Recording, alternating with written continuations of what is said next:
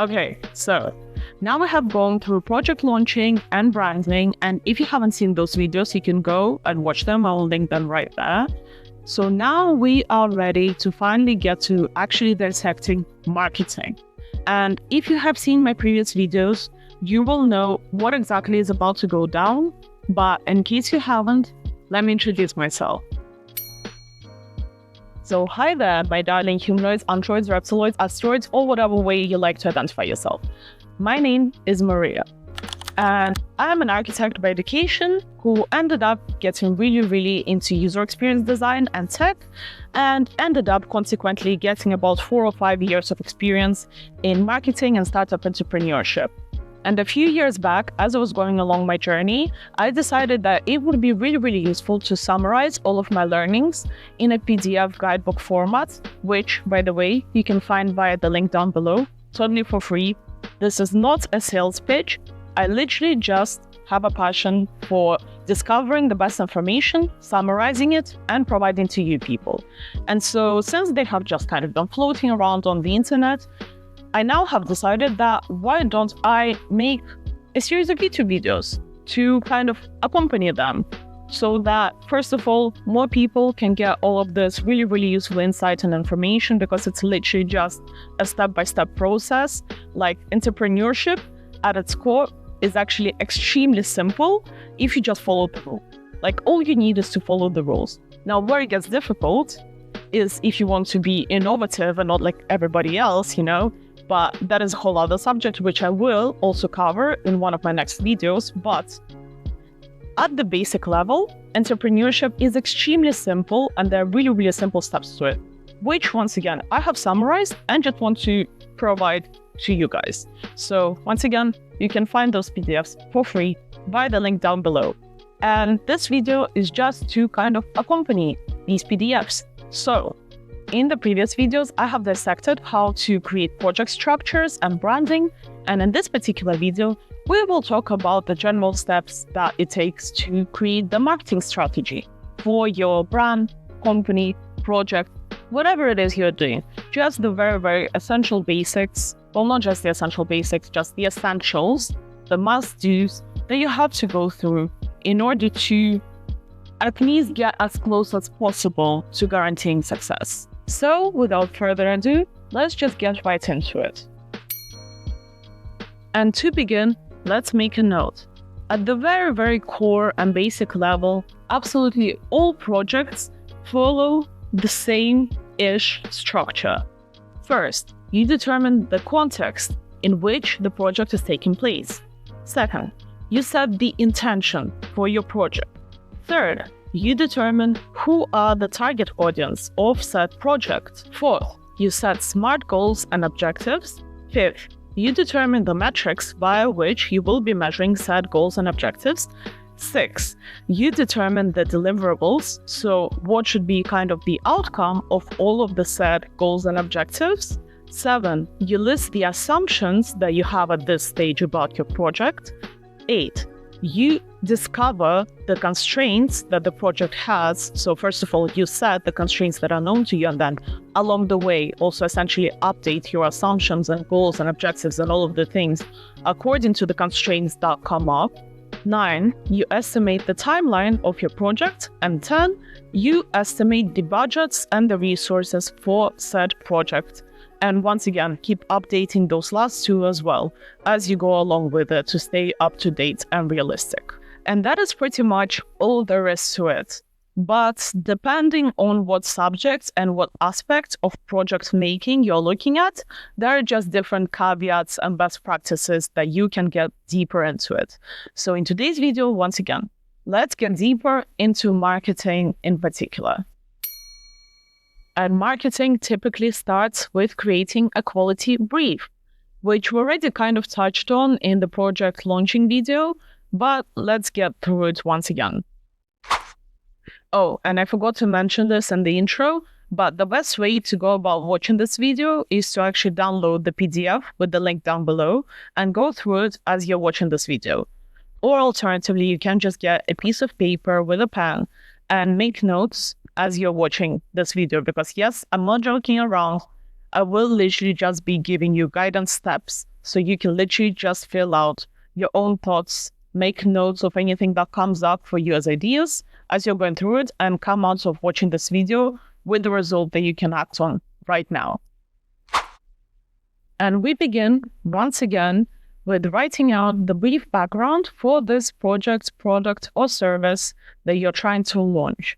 So how it happened, how it came to be, who are the team behind it, what is the story of the team, why did the team decide to create this particular project, and essentially any information that could be useful in building the kind of image and the appeal to the audience of the product, project, service, whatever it is you're trying to sell. Then after we have this hook in the form of kind of a background story, we have to write out what is the goal, the objective of this project, service, product that you're launching. So here we're trying to state both for our customers and for ourselves, what exact problem are we solving here? What is the problem that we're assisting our audience and clients in tackling? Next, we talk about our target audience. So the difference from the project launch checklist thing that I went through in that video is that here we're thinking for the target audience for this marketing campaign in particular. So for a lot of products and a lot of projects, it will be the same thing in between the two. Like the marketing audience are the same people that should be buying the product and or service. But in some cases, there is a requirement to diversify because we could be desiring to direct the marketing at one group of people, but then the end customers will be like the people who are related to that marketing group of people. So case in point, for example, you know how like elderly women typically but frequently try to stay up with the trends. What way do they stay up with the trends? It's by like looking at the younger girls, younger women.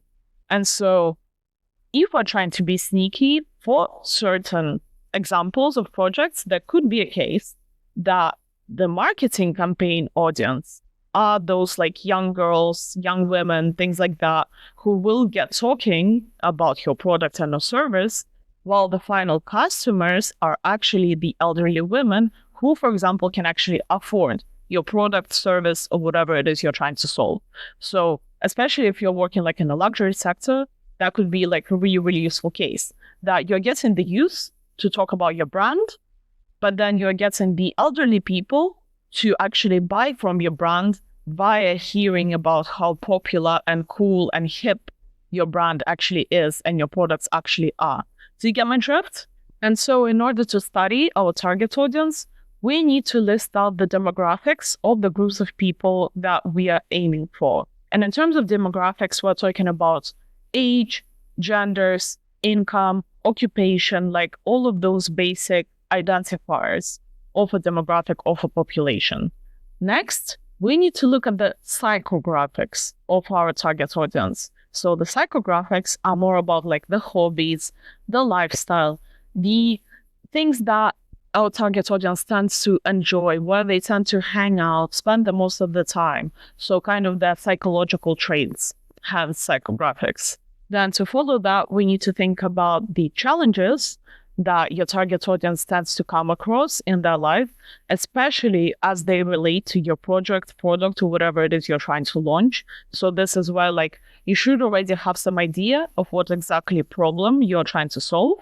And this is essentially a way to find other pain points that you can be kind of pushing in your target audience in order to sell to them. So although you're already like trying to market your project, product, or whatever it is as a solution to some sort of problem, we are also trying to discover like what other levers can we pull in order to get the audience to pay attention to us. So essentially it's best to list out all of the challenges that they might be coming across, but if you're too lazy to, then you can just like think through it and list out the ones that you at this stage think are necessary. And lastly, we obviously need to talk about their communication channels. So those are the ways that they tend to communicate with each other and they tend to receive information. So what is essentially the best practice of other brands, other companies, other product providers that you see to reach the target audience that you're trying to reach? But in order to be creative as well, we won't just be looking at the typical paths that people already tend to use, like, for example, I don't know, Instagram in social media, or like billboards in general advertisement. We also have to look at their personal communication channels and think about systemically, how do those people receive and actually open up to information? What actually gets those people that we're trying to reach to trust somebody, to trust some brand? Is it maybe word of mouth? Because if it's word of mouth rather than like advertisements on TV channels, then obviously we will have to put more investment and allocate more budget towards getting word of mouth communication going between people. And that is like a whole other thing. I will probably not be covering it in this video, but maybe at some point I will. So after thinking about the target audience for our marketing campaign, we have to think about the goals and objectives of this marketing campaign, where once again, the goals should be smart. So they should be measurable and realistic. But besides just writing like, oh yeah, I want to reach 1 million people on, let's say, X, formerly Twitter, you have to also think about why. Why do you want to reach those million people? What for?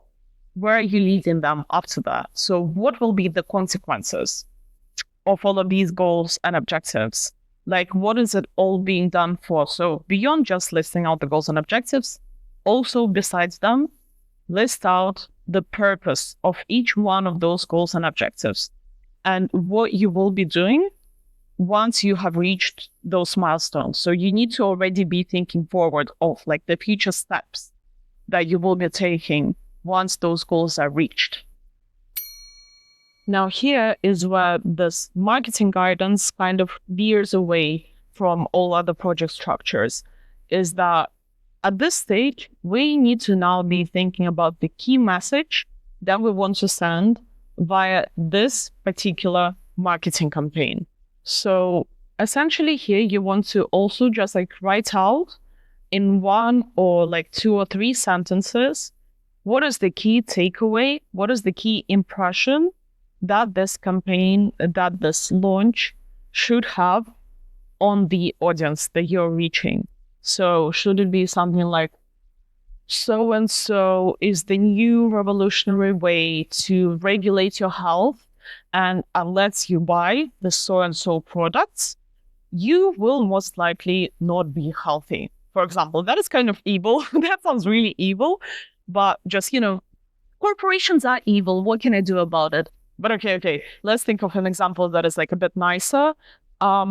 So-and-so company is revolutionizing the way that your child can access education. And if your child is not accessing education through the so-and-so company, they will have less of a chance to get like into an Ivy League college. Let's say something like that, right? So kind of like in this key message, you need to at the same time incorporate like the aspiration that you're selling to the target audience, as well as include like the pain points that you are trying to like push and solve for your target audience.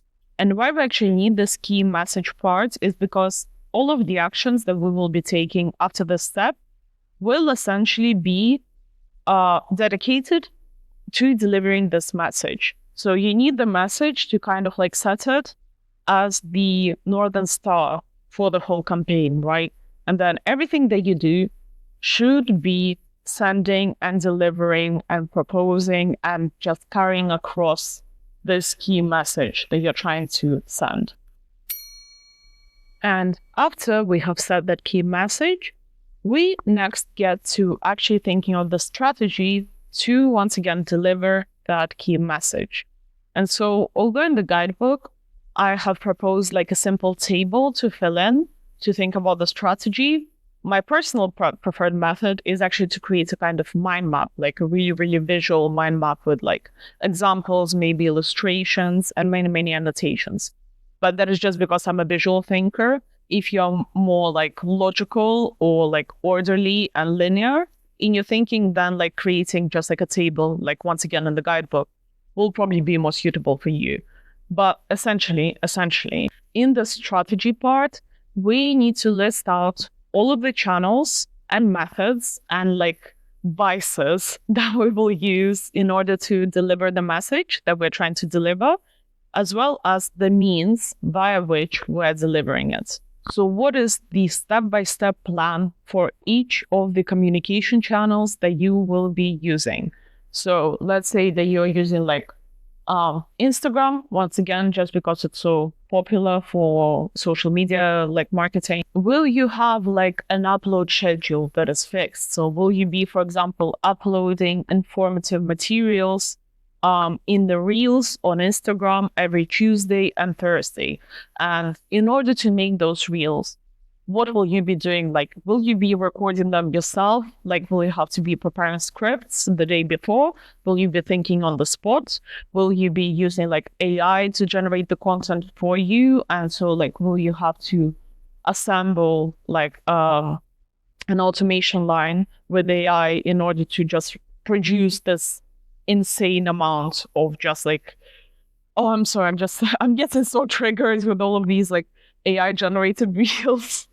But yeah, like, will you be using like AI automation in order to generate like an infinite amount of reels that will be just there popping up on Instagram every day, like every minute of the day for all of the users? Or will you be scripting and genuinely trying to relay some information personally, like as yourself via the reels? Or will you be using like the carousels on Instagram? Will you be using the stories? How exactly will you be using them? How often? How will you come up with the content for those things? Will you need to like use cameras in order to create it? Like essentially here, besides just writing out the channels through which you will be communicating, you also want to go into as much detail as possible in regards to how you will actually be communicating. Like, how will you be making it possible? With what means? And if it is not you individually who will be making the content for these like marketing channels, then who will be the task owner for each channel, for example? Because like maybe you have a whole marketing team. Maybe you have like a social media marketer, and then like you have a traditional marketer. And what will each of those people have to be doing? And lastly, obviously, you need to outline the metrics that you will be using to, once again, measure the success of each one of your content channels, plans, methods.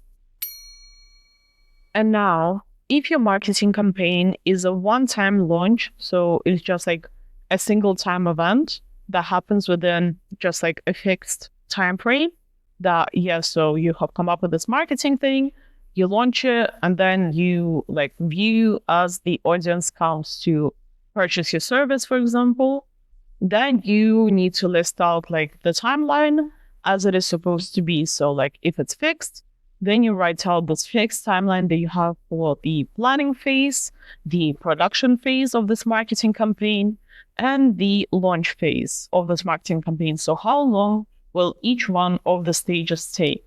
And my personal favorite is obviously to make a Gantt chart for everything, because obviously, typically, it is not as simple as just like one linear process that, oh yeah, here I just came up with the idea, here I have produced the idea, and here I have launched the idea in these fixed dates. No, usually there's like multiple tasks involved that you have to accomplish, and each one of those tasks will take a certain time and will have a correlation to the other tasks.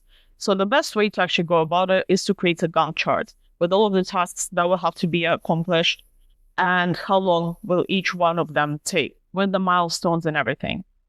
I don't know if I should be making a video on how to create correct Gantt charts. I think most people should know how to do it, but maybe just in case I will. But I don't know. We'll see.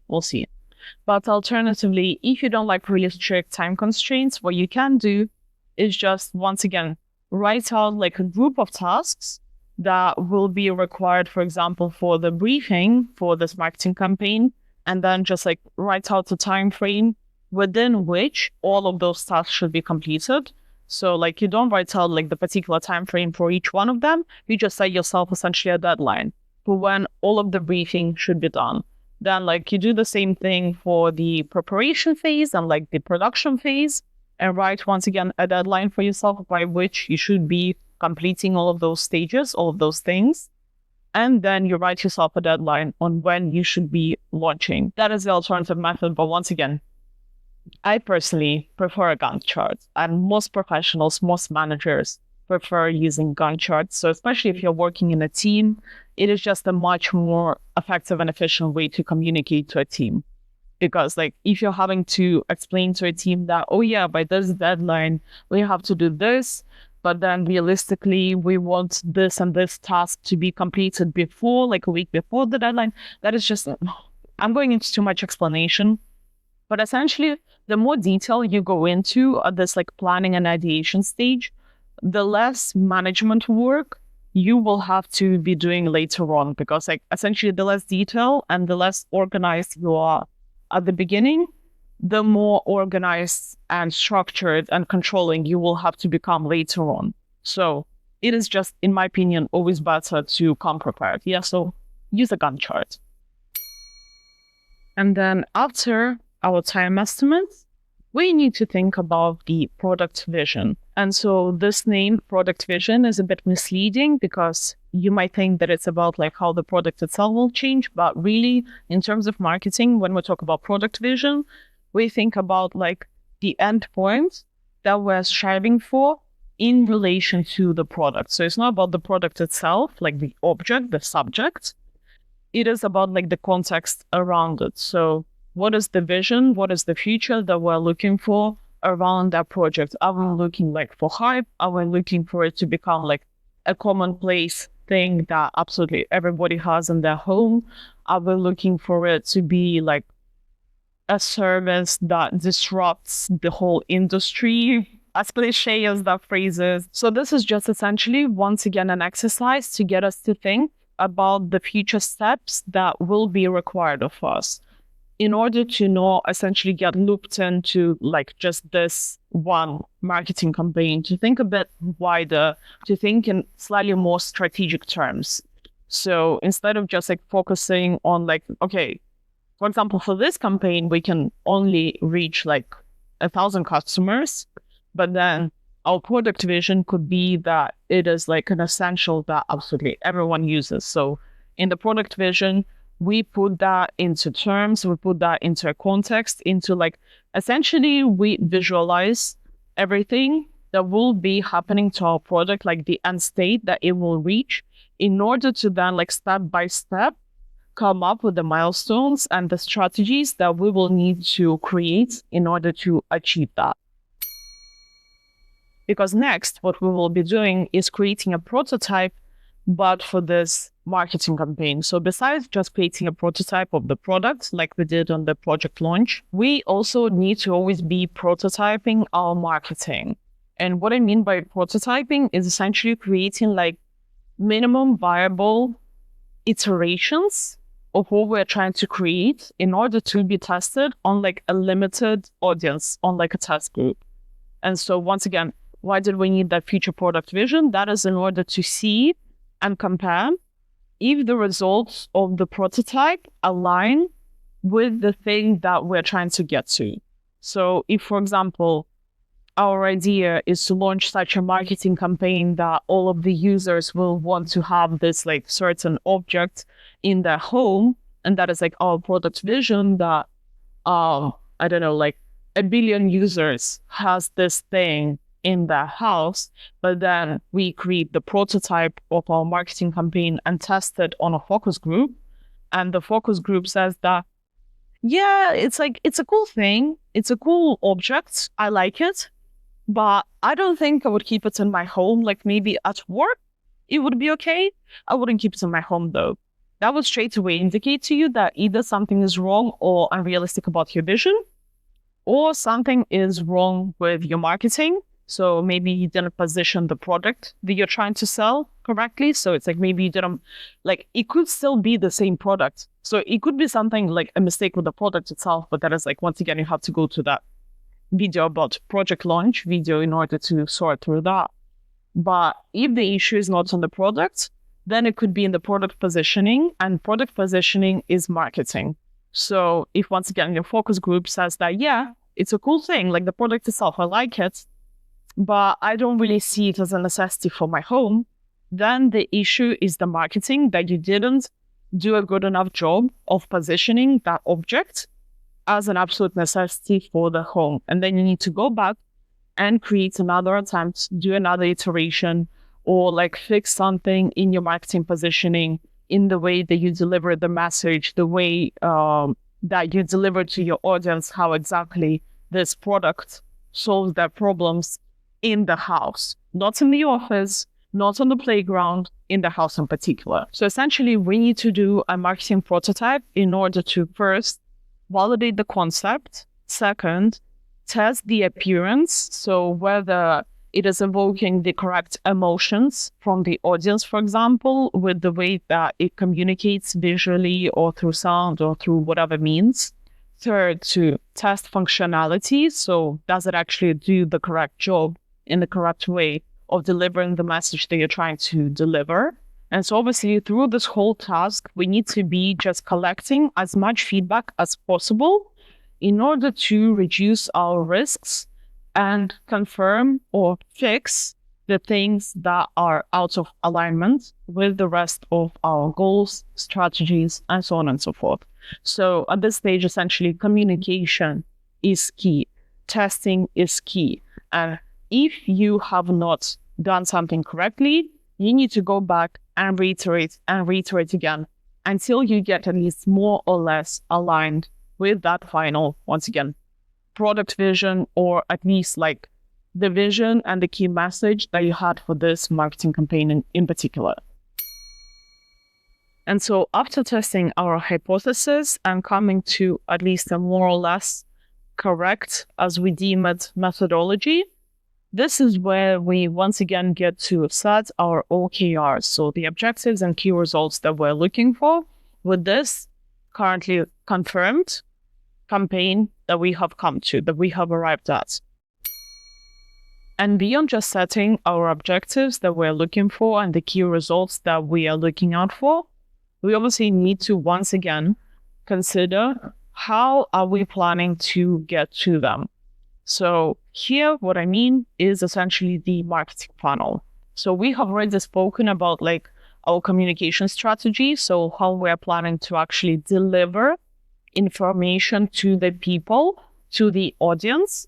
But now instead, we are trying to think like in reverse. So after the information has been delivered, so now that we have confirmed also what information is actually being delivered, we now need to think about what happens after that information has been delivered. So how do people, beyond just becoming aware, so first of all, how do they actually become aware of the product, service, brand, whatever it is that you're trying to advertise with your marketing campaign?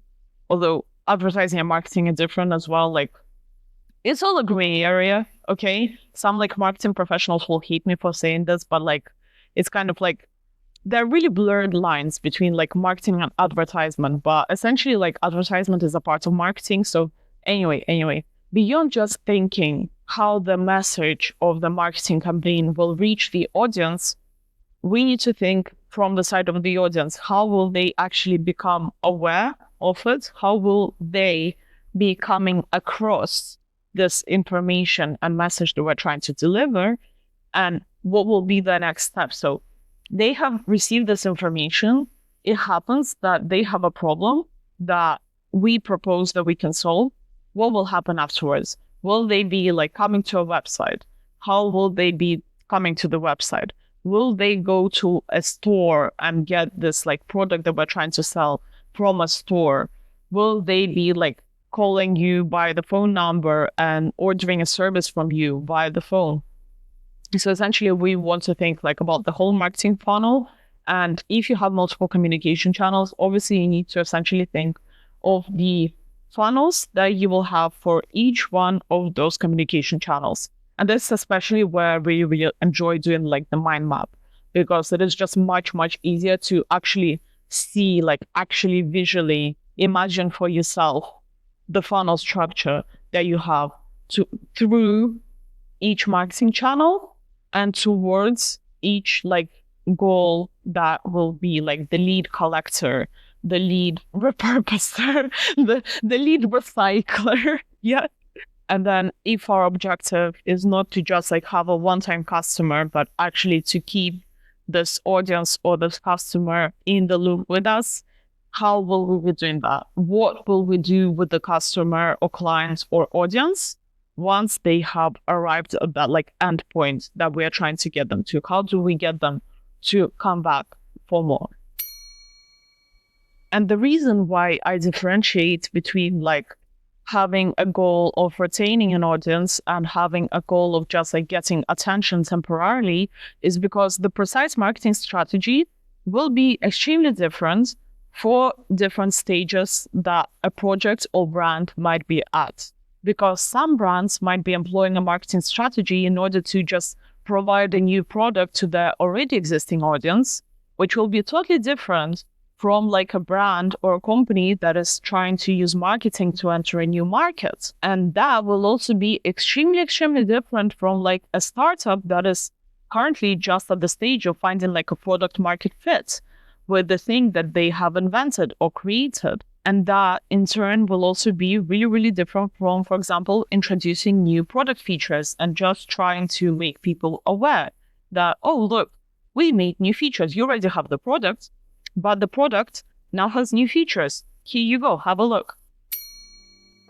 So now, if the MVP has been created and tested and the marketing campaign has been launched and all is going well for the company, for the product, whatever it is that you have created or are in the process of creating or are thinking of creating, the next steps would be to first of all, consider how you would further scale this brand, company, product, once again, whatever it is, and how to be a better leader for a team that you are trying to lead towards all of these goals. However, before I talk about those subjects, which are scaling and leadership, I will also, in the next video, talk about innovation. Because once again, at the start of this video, I have briefly mentioned innovation, but essentially, that is the main thing that I'm trying to push people to do, that I am personally enthusiastic about, that really drives me to do what I am doing, is because I just love innovation, especially when it's like good for humanity, when it's good for the planet, when it improves the life quality of people in some way. And so I will just make like a kind of side note video next about innovation and possibly about like design thinking, just because once again, I'm extremely passionate about it. But for now, I really hope that you found this video useful. If you have, please do leave a like, subscribe, and maybe even share this video with somebody who might need it in order to launch their own little company or marketing campaign or products. And I will see you in the next video. Bye bye.